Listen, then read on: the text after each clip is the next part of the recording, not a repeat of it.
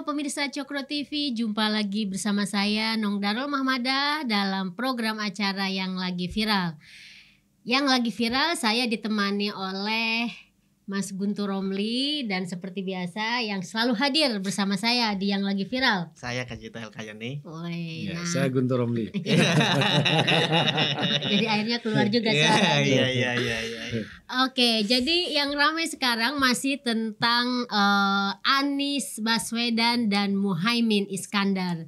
Jadi mungkin pemirsa Cokro TV tahu bahwa hari Sabtu kemarin ya ada berita politik yang luar biasa membuat orang kaget semua ya, karena tiba-tiba saja Muhaimin Iskandar yang tadinya tergabung dalam koalisinya Prabowo ya, dan yang lagi viral kemarin kita sempat bahas itu ya, bahwa kayaknya ya Muhaimin memang terkaget-kaget tuh dengan perubahan nama dari koalisi Kebangkitan Indonesia Raya ya KKIR menjadi Koalisi Indonesia Maju. Dan kemarin tuh memang ekspresinya itu kelihatan gimana gitu, dan kemudian ada pernyataan dari Muhaimin yang bilang wah ini saya harus bicarakan dulu dengan partai, dan ternyata memang tiba-tiba jeder aja PKB merapat ke Nasdem, dan hari Sabtu kemarin itu sudah deklarasi.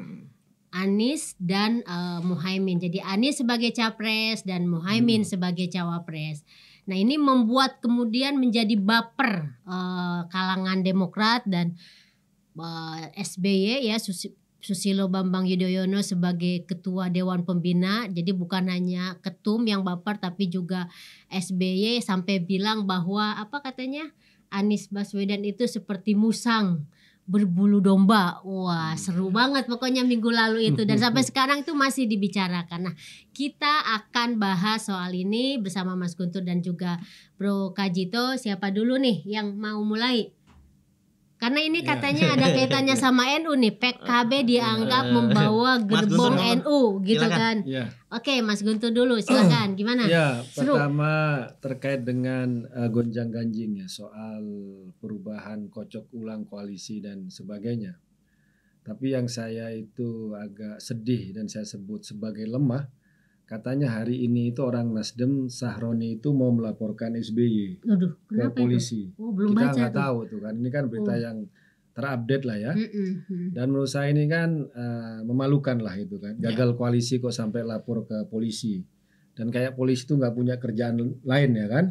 Kita ini kalau saya boleh kira-kira mengira-ngira mungkin respon polisi itu, kalian lagi senang-senang, lagi saling memuji, nggak pernah ingat kami. Tapi kalau lagi tengkar, kalau lagi ribut, datang ke kami bawa bola panas, ya nggak ada kerjaan aja. Kira-kira polisi kan seperti itu kan. Jadi kok sampai ke persoalan polisi. Tapi memang saya lihat ya ini terkait juga dinamika politik ya, yang mungkin juga keluar dan masuknya itu juga tidak halus, tidak soft.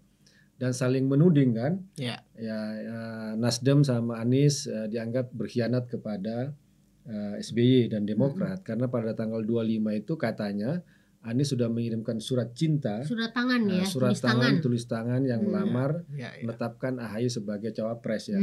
Kemudian juga Muhaimin juga dianggap berkhianat kepada Prabowo. Tapi juga pihak Muhaimin juga menganggap bahwa Prabowo juga bisa disebut berkhianat karena sudah 1 tahun pacaran tidak pernah diresmikan soal cawapres itu ya. Kalau kita membaca secara kronologis ya, kalau saya nonton di podcastnya ada Bocor Alus Tempo itu, ternyata katanya sudah sejak Selasa malam ada pertemuan. Ya kalau benar informasi dari Bocor Alus Tempo itu, Selasa malam sudah ada pertemuan itu di restoran Kayangan antara Surya Paloh, antara Ahmad Ali, antara berapa orang Nasdem dengan Caimin dan juga Jazilul Fawait terkait soal cawapres itu. Jadi sudah Selasa malam. Kemudian setelah itu baru Anies dipanggil dan disampaikan, padahal Anies sudah mengirimkan surat cinta kepada AHY. Nah kemudian bagaimana persoalannya tiba-tiba sudah ditetapkan bahwa Muhaimin lah sebagai cawapres. Dan kita nggak tahu apa pertimbangan di situ. Ada yang bilang ini untuk memperkuat suara Anies di Jawa Timur dan juga di Jawa Tengah. Padahal kalau kita kembali kepada hasil survei ya, hasil survei lembaga LSI tanggal awal Agustus ya, bahwa menyebutkan bahwa sebenarnya AHY itu adalah cawapres yang paling populer, 22%. Banding dengan Caimin itu yang hanya 2%. Sementara kalau kita lihat perolehan suara PKB 2019 itu kan 9%. Jadi orang PKB pun tidak memilih Caimin, ya kan? Dan kok tiba-tiba ini putar dari AHY ke Caimin. Padahal itu saya bilang bahwa kalau lihat dari gap antara hasil survei dengan hasil pilihannya PKB tahun 2019, orang PKB pun tidak memilih Caimin sebagai cawapres. Nah, apalagi kita kaitkan sekarang juga dengan persoalan NU ya. Nah, ini juga menjadi tanda tanya besar. Apakah benar dengan misalnya menariknya Caimin ke dalam kubunya Anies itu bisa membawa orang NU? Nah, ini juga pertanyaan besar karena kalau kita mendengarkan tadi saya ada keterangan dari Mas Denny JA dari lingkaran survei Indonesia Denny JA yang mengatakan bahwa PKB itu bukan yang paling favorit dipilih orang NU. PKB itu hanya nomor 3. Ini datanya dari Mas Denny JA. Pertama itu yang memilih orang NU itu memilih PDI Perjuangan 22,9%. Itu yang pertama. Kemudian yang kedua Gerindra 13%. PKB itu justru itu hanya jadi urutan nomor 3 11,6%. Nah, Golkar itu nomor 4 selisih sedikit dengan PKB 11,2%. Jadi ini menunjukkan kita nggak usah bicara soal apakah Caimin sanggup membawa orang NU ke Anies ya. PKB pun saya bilang bahwa itu juga tidak memilih Caimin ya. Nah, ini yang menjadi pertanyaan besar. Jadi apa sebenarnya di balik katakanlah pemilihan Caimin sebagai cawapresnya Anies? Apalagi kalau kita bicara soal di akar rumput itu kan Anies sampai sekarang kan tetap dianggap sebagai tokoh Islam yang puritan, yang berbeda dengan NU yang tradisionalis. Bahkan pendukung-pendukung Anies yang disebut kadrun-kadrun itu kan dulunya sangat-sangat aktif menyerang Amaliyah NU dan tokoh-tokoh NU ya. Dan itu sangat tersebar di media sosial. Nah, apa alasan? Kalau menurut saya ini dugaan saya ya. Ini dugaan saya. Ada keburu-buruan Caimin menawarkan diri sebagai cawapresnya Anies, kemudian Surya Paloh juga menerima. Ada soal dugaan penyelamatan hukum kasus KPK ya. Masih ingat ada yang bilang bahwa tahun lalu ketika Anies buru-buru dideklarasikan karena waktu itu sangat santer soal dia mau jadi tersangka atau dipanggil kasus Formula E, kemudian ditetapkan sebagai capres. Nah, sekarang juga kalau kita melihat kasus hukum Caimin yang ada di KPK, ada teman saya yang bilang bahwa sebenarnya sudah lama Caimin itu menjadi pasien rawat jalan KPK. Ada teman saya itu teman yang dari Manggarai itu ya, di Twitternya saya Yos namanya Yos itu kan, di akun Twitternya itu ada itu. Jadi ada kasus hukum yang sudah diseriusi oleh KPK terkait dengan ketika Caimin menjadi Menteri Tenaga Kerja. Katanya Mas Ali Fikri jubir KPK ini sudah dimulai sejak bulan Juli. Kemudian pada tanggal 18 Agustus sudah dimulai penggeledahan terhadap kantor Kemenaker. Ya. Kemudian sudah ada 2 atau 3 yang ditetapkan sebagai tersangka. Jadi ini sudah dari tanggal 18 Agustus ya. Nah, sementara itu kan deklarasi itu tanggal berapa tuh? Tanggal 1 ya, kemarin September. Ya, September ya. Hari Sabtu. Jadi sangat-sangat jauh jaraknya. Kemudian mungkin sudah ada isu soal itu. Tiba-tiba ya mungkin Caimin ingin membuat perlindungan dari kasus menghindar ya, hukum dan sebagainya. Kemudian dia mendeklarasikan buru-buru sebagai cawapres. Saya kok menduga lebih ke situ. Karena kalau soal nambah suara untuk Anies tidak. Survei mengatakan seperti itu. Mengambil NU tidak. Mengambil PKB juga, suara PKB juga tidak. Bahkan kalau mau rasional di survei itu kan jelas itu AHY yang lebih kuat sebenarnya, lebih populer dan dianggap lebih layak mendampingi Anies. Dan Anies pun juga sudah memilih AHY sebagai pemilihnya. Nah, cuma ini kan ada istilah kasih tak sampai, ada kawin paksa. Anies maunya sama AHY, kemudian dipaksa ya dalam tanda kutip oleh Surya Paloh dengan Caimin dengan Muhaimin Iskandar. Saya kira-kira di situlah kalau kita lihat ada fakta, kemudian ada analisa, ada perkembangan. Saya kira Bung Kajito punya. Nah iya menarik ini. Jadi ada beberapa fakta yang mungkin kurang begitu kita perhatikan, tapi ternyata di balik ini semua ya, kalau memang tadi disampaikan oleh Mas Guntur sebagai reminder buat kita ketika Anies itu juga dideklarasikan oleh Surya Paloh menjadi capres, itu juga di balik itu kan ada juga tuh yang bilang bahwa itu sebagai bagian dari menghindari jeratan hukum KPK kasus Formula E. Dan ini ternyata untuk Caimin juga sepertinya ada modus juga seperti itu ya. Ini menarik karena faktanya tidak memperkuat apa yang membuat Caimin itu menjadi penting posisinya sebagai cawapres. Nah, gimana menurutmu, Bro Cito? Ya, dugaan itu ada benarnya ya. Tapi saya tertarik dengan alasan lain. Iya dong, harus melengkapi tadi. Dugaan itu memang cukup mengejutkan. Wah, iya juga ya kalau dianalisis ya. Tapi faktor lain mungkin salah satunya ya karena sakit hati aja Caimin dengan Prabowo ya. Makanya di media sosial itu kenapa hanya Caimin dan Anies yang dibully gitu. Padahal tokoh yang sangat berperan dalam kasus sakit hatinya Caimin itu ya Prabowo sebenarnya. Ini yang dilupakan oleh publik. Bahkan para pendukung Ganjar pun sibuk membuli Anies dan Caimin gitu loh. Padahal mestinya peristiwa pindahnya Caimin sehingga mengkolaborasikan NU dengan PKS ya. Itu ya atas tindakannya Prabowo gitu loh. Ini yang tidak dicerna oleh baik oleh kebanyakan orang. Akhirnya hari ini kan kita lihat di medsos itu yang dibully ramai-ramai pengkhianat tuh hanya Caimin. Bahkan kasusnya sejak Gus Dur diungkit-ungkit gitu. Padahal nggak ada hubungannya gitu loh. Padahal mestinya yang bersalah ya Prabowo. Makanya kenapa Caimin sampai sakit hati karena nggak dianggap pacaran setahun gitu, nggak diumumkan, malah akhirnya di akhir masa ininya malah diumumkan nama koalisinya berubah gitu tanpa mengikut sertakan PKB. Ini sudah sangat melukai harga dirinya Caimin gitu ya. Sebagai pemimpin ketua umum parpol, sebagai orang NU, meskipun kata Mas Guntur tadi sebenarnya yang milih PKB itu hanya sekian persen dari NU mayoritas ya. Artinya bahwa di sekian persen itu pun yang milih Caimin hanya 2% gitu. Artinya lebih kecil lagi, dan ini tidak menunjukkan bahwa koalisi yang dibentuk antara PKB dengan Nasdem, kemudian ada PKS juga, itu untuk mengambil suara NU di Jawa Timur khususnya, kemudian menambah kuat di Jawa Tengah. Jadi bisa jadi dugaan Mas Guntur tadi bahwa ini ada maksud lain untuk menyelamatkan diri dari kejaran hukum, tapi ada maksud lain juga bahwa momentumnya kalau kita lihat ketika dia telah disakiti dia menjadi joker gitu loh Caimin ini. Jadi bukan karena dia orang baik yang tersakiti jadi joker, enggak, karena dia yang sudah berkomitmen tapi kemudian dihianati oleh Prabowo, kemudian dia pindah ke barisannya Anies Baswedan ya. Meskipun kalau kita lihat dari ideologinya itu jelas berseberangan. PKB dari dulu tuh kalau di tingkat nasional ya, kalau di daerah sih bisa mereka berkolaborasi dengan PKS. Tapi di nasional sejak dulu nggak mau gitu loh. Karena memang pemilihnya sangat berseberangan dengan jamaahnya PKS. Amaliyah NU sering bid'ah-bid'ahkan, disesat-sesatkan, dikafir-kafirkan dan seterusnya. Ini yang membuat keduanya seperti air dan minyak, nggak akan bisa bercampur. Tapi anehnya gitu loh.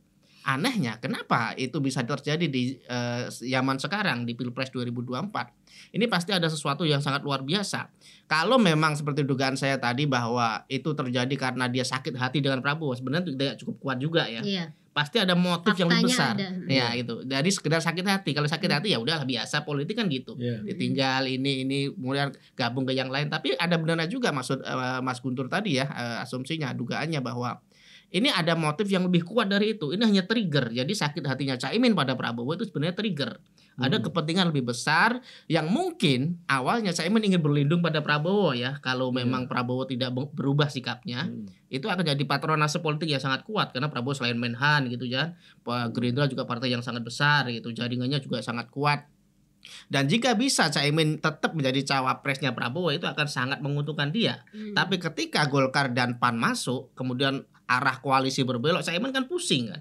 Wah, ini triggernya di sini. Sakit hatinya pada Prabowo, mungkin ada patronase politik dari kasus hukum tadi, akhirnya dia terpaksa mengambil langkah yang tidak terbayangkan oleh kita semua. Kalau Caimin itu bergabung ke Anies tuh nggak, dalam skenario politik tuh nggak ada bahkan gitu loh. Selama ini kan kalau dalam skenario politik lembaga survei itu kan Caimin masih di Prabowo kan cawapresnya gitulah. Kalau Anies ya paling AHY atau siapapun gitu yang bisa didekatkan ya. Karena teorinya nggak nyambung antara Caimin dengan Anies. Tapi itu yang terjadi gitu. Dan motif apa sebenarnya yang ada di balik semua itu ya mungkin salah satunya benar yang dikatakan Mas Guntur tadi di samping sakit hatinya karena Prabowo Subianto. Saya pikir itu Teh. Iya. Jadi memang melihat situasi atau pertarungan politik sekarang ini memang sangat benar-benar dinamis ya, tak terduga gitu, dan mungkin ini juga akan ada lagi nih peristiwa-peristiwa yang tadinya kita nggak bayangkan. Kok bisa antara PKS misalnya dengan PKB sekarang menjadi satu koalisi, meskipun sepertinya sih kalau kita ngelihat dari pernyataan PKS ini kayaknya belum bulat juga nih. Jadi kita masih akan melihat apa nih peristiwa atau kejadian ke depan, apakah akan tetap bertahan atau keluar juga seperti pada Demokrat dengan, tapi itu pun sebenarnya Nasdem dengan PKB kan tetap bisa mendaftarkan atau mencapreskan pasangan ini kan, gitu. Nah, menurut Mas Guntur, kira-kira kalau kita ngelihat sikap dari PKS, misalnya kemarin di deklarasi Caimin dengan Anies itu tidak ada penampakan dari PKS kan, umbul-umbulnya nggak ada, benderanya nggak ada, orang-orang yang representatifnya itu nggak ada. Apakah ini juga bisa dikatakan bahwa PKS memang sulit juga nih untuk menerima PKB dalam koalisi Anies? Kalau Demokrat kan udah jelas-jelas memutus gitu ya. Nah kalau PKS ini kan masih so-so nih. Tapi menurut Mas Guntur gimana ke depannya? Kalau kita kan berpegangan dulu pada apa yang disampaikan oleh Presiden PKS dan tokoh PKS bahwa mereka sampai sekarang masih berada dalam koalisi perubahan. Artinya mereka belum keluar. Kemudian juga untuk capres mereka masih solid tetap mendukung Anies. Nah persoalnya kan di cawapres Muhaimin Iskandar yang menurut mereka akan dibawa ke sidang Majelis Syuro katanya kan.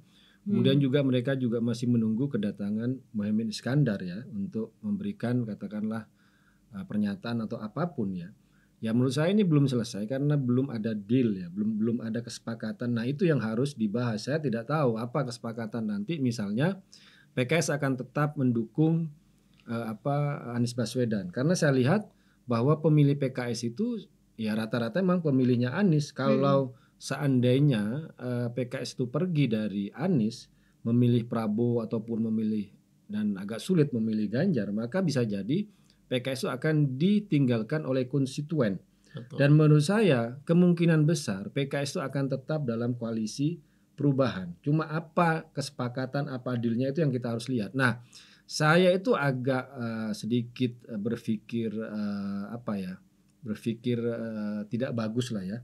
Terkait misalnya sepakatan, karena misalnya Caimin diterima oleh PKS, kemudian apa kesepakatan itu? Yang saya khawatirkan adalah Caimin dan PKB akan membuka juga penetrasi politik PKS ke tubuh NU, dan ini yang menurut saya berbahaya karena selama ini di kalangan akar rumput ada pertarungan yang diam-diam, pertarungan ideologis antara orang NU dengan orang PKS ya.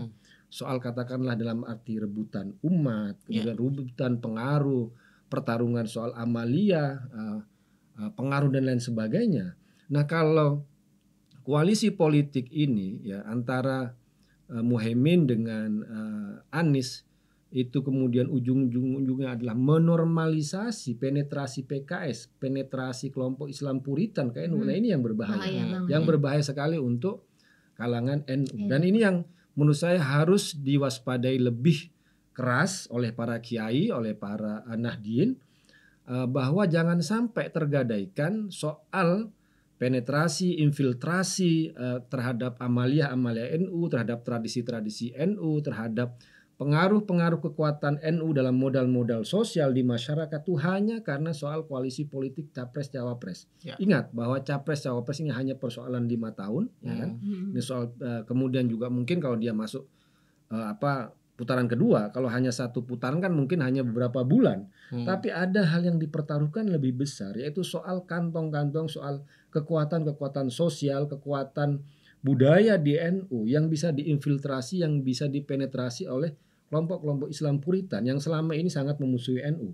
Nah, ini yang menurut saya yang berbahaya dan yang harus diwaspadai. Jangan sampai hanya karena Anda ingin ngebet, hanya karena Anda ingin bernafsu dengan soal menjadi cawapres, kemudian ada yang dikorbankan yang lebih besar yang selama ini diperjuangkan di akar rumput oleh kiai-kiai kita, oleh tokoh-tokoh NU. Itu yang menurut saya sangat harus diwaspadai secara serius ya menurut saya itu. Gitu. Ya, jadi dampaknya ini justru bukan hanya berakibat pada politik yang 5 tahunan ya, justru ini sangat kultural yang dampaknya akan panjang gitu ke masa depan justru ya. Nah, kalau Bro Kajito gimana? Apa juga ngelihatnya seperti itu? Ya, sebenarnya yang ditakutkan dengan masuknya Caimin ke koalisinya Nasdem dan PKS itu sebenarnya ya. Jadi bukan seperti kata Surya Paloh dia akan merebut suara Nahdliyin ya yang di Jawa Timur, karena pendukung Nahdliyin di Jawa Timur banyak yang mendukung Prabowo sebenarnya gitu, bukan ke Aniesnya gitu. Artinya ketika itu hendak direbut oleh Caimin, ketika sudah pisah kongsi dari Prabowo, itu mereka nggak akan ikut pergi Caimin, mereka akan tetap di Prabowo. Justru yang berbahaya adalah ketika Caimin menyatu kamarkan antara NU dengan PKS, karena mereka sudah nggak mungkin bersatu gitu. Tapi ketika disatukan, maka yang paling diuntungkan tentu PKS. Seperti dalam buku yang ditulis oleh Gus Dur dan ini siapa itu Pak ini satu lagi Buya yang Syafi'i buku Ma'arif. Ilusi Negara Islam. Negara Islam. Iya, beliau ini yang editnya, yang editornya beliau ini gimana itu? Ada epilog 2 itu dari Gus Dur 1 sama satu lagi. Buya Syafi'i Ma'arif. Iya, Buya Syafi'i Ma'arif. Dan itu kan ditunjukkan dengan jelas di sana bahwa PKS berhasil merebut banyak kantong-kantong dari Muhammadiyah terutama. Kalau NU relatif lebih solid lah. Tapi yang paling banyak dicuri oleh PKS itu ya Muhammadiyah, lembaganya terutama ya, Aisyah pendidikannya dan seterusnya. Nanti dengan adanya bergabungnya PKS dengan PKB ini, saya khawatir juga begitu gitu. Awalnya memang koalisi politik ya, tapi bisa jadi ke koalisi sosial lambat laun ya. Dan yang diuntungkan bukan NU tapi PKS, karena mereka lebih progresif, mereka lebih militan ya. Kalau NU memang besar ya, NU memang besar tapi tidak semilitan mereka dalam bergerak ya. Bahkan kalau kita lihat PKS itu saweran anggotanya untuk menguatkan partai. Bayangkan semilitan itu mereka itu. Mereka dikerahkan di medsos dengan modal HP tanpa menggunakan buzzer misalnya, itu bisa sangat besar dampaknya. Artinya bahwa ketakutan Nahdliyin bahwa ini infiltrasi dari radikalis, dari kelompok Puritan ya yang masuk dari koalisi politik ini bisa terjadi kalau ini dibiarkan. Dan ini yang memang harus diwaspadai oleh Nahdliyin khususnya yang di Jawa Timur ya. Koalisi ini bukan hanya jadi modal politik, juga akan jadi modal sosial yang dampaknya bisa tak terbayangkan. Tapi satu hal yang ingin saya tekankan di sini adalah untuk hal ini mungkin masyarakat terutama Nahdliyin ya mungkin akan tidak akan banyak berubah ya. Kalau sebelumnya mereka ke Prabowo ya, kemudian Caimin pisah ke Nasdem juga mereka nggak akan ikut. Nah, karena apalagi ada PKS di sana kan. Tapi kita juga akan lihat bahwa di kubunya Prabowo juga akan kehilangan simbol ya, karena sebelumnya kan Caimin ya yang disimbolkan meskipun tidak mewakili NU secara keseluruhan, tapi dengan adanya PKB di kubunya Gerindra, di kubunya Prabowo, mereka akan lebih gampang narasinya gitu. Sekarang ketika kehilangan Muhaimin ya, kehilangan Caimin, Prabowo juga bingung juga ini memasang narasinya apa ini narasinya untuk mendekatkan para Nahdliyin ini ke dia, meskipun secara konstituennya atau pemilihnya tadi seperti dijelaskan Mas Guntur tuh banyak juga yang ke Gerindra ternyata.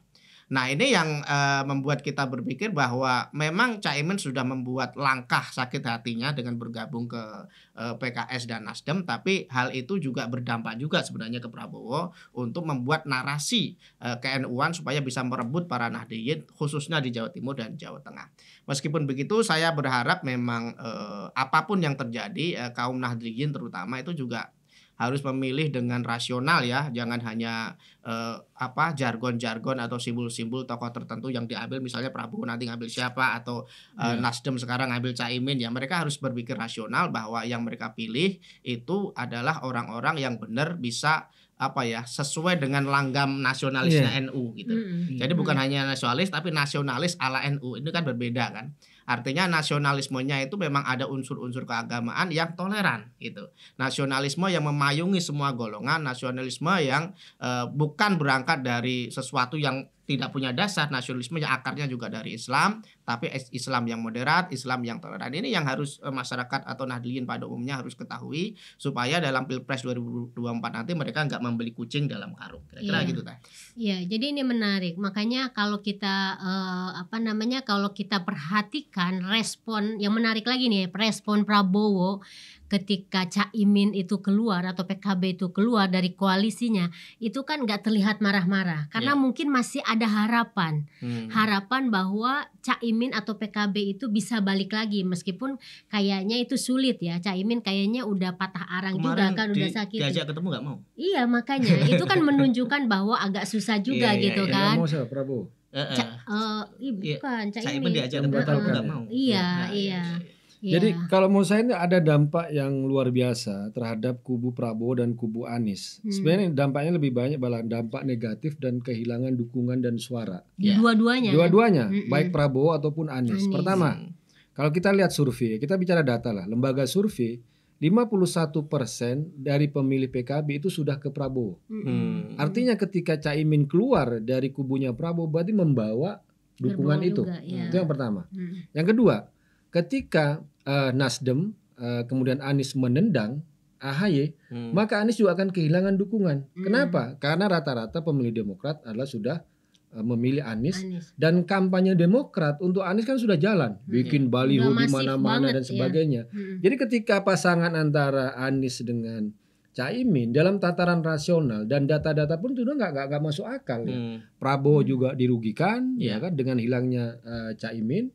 Kemudian juga Anies juga dirugikan dengan mendepak AHY dan mengambil Caimin yang jelas-jelas jangankan mau mengambil suara NU, mengambil suara PKB pun juga tidak bisa Caimin ya kan. Nah ini yang menurut saya makanya ketika kita bicara soal koalisi ini, apalagi Mas Kaji itu tadi menyebut istilah minyak dan air, atau saya sebut juga ini antara menginjak rem dan gas secara bersamaan. Gimana mobil bisa jalan? Apa? Akhirnya mogok gitu ya. Si Anies ini antitesanya Jokowi, ingin melakukan perubahan. Caimin kan selalu bilang ingin keberlangsungan. Jadi ibarat nginjak gas sama rem. Gimana makanya, ya? Kalau nggak salah koalisinya sekarang koalisi perubahan dan apa itu? Pokoknya ada tambahannya lagi, perubahan lagi itu, kebangkitan apa-apa. Bukan persatuan lagi ya? Bukan. Kenapa ya? Karena memang koalisi ini ya tidak hanya berdampak negatif di internal koalisi ini, tapi juga membawa dampak yang buruk baik pada koalisinya Prabowo dengan koalisinya Anies, bahwa mereka karena ini kocok ulang, ibarat ini semuanya ada tiang-tiang yang sudah berdiri dan makin lama sudah makin kuat ya. Kemudian ini diruntuhkan sehingga bangunan-bangunan yang sebenarnya sudah dibangun tuh akhirnya ikut runtuh. Yaitu bahwa jelas bahwa Muhaimin dengan PKB sudah menjadi istilahnya itu pemberi suara terbesar kepada Prabowo dengan survei 51% pemilih PKB itu ke Prabowo. Kemudian jelas bahwa AHY memberikan kontribusi yang besar terhadap suaranya Anies. Nah sekarang ini semuanya keluar, jadi ya kita lihat aja nanti apa hasil data dan survei dan sebagainya. Makanya yang bilang ini nggak masuk akal.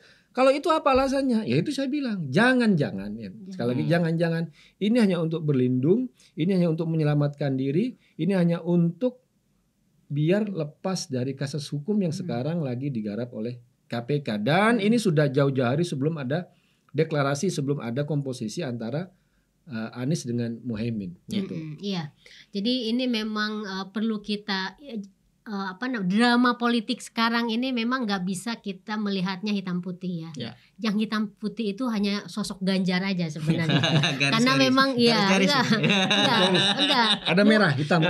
Karena ada persoalan ini juga sih pada sosok Ganjar atau capres Ganjar itu kan nggak berpikir harus koalisi ya. Meskipun koalisi itu penting, tapi untuk mendaftarkan sebagai partai itu kan PDIP itu cukup gitu loh. Jadi yang lain-lain itu cuma sebagai merangkul, sebagai bentuk dari kerjasama atau gotong royong bersama-sama. Tapi kalau calon lain kan seperti Prabowo atau Anies itu kan membutuhkan koalisi.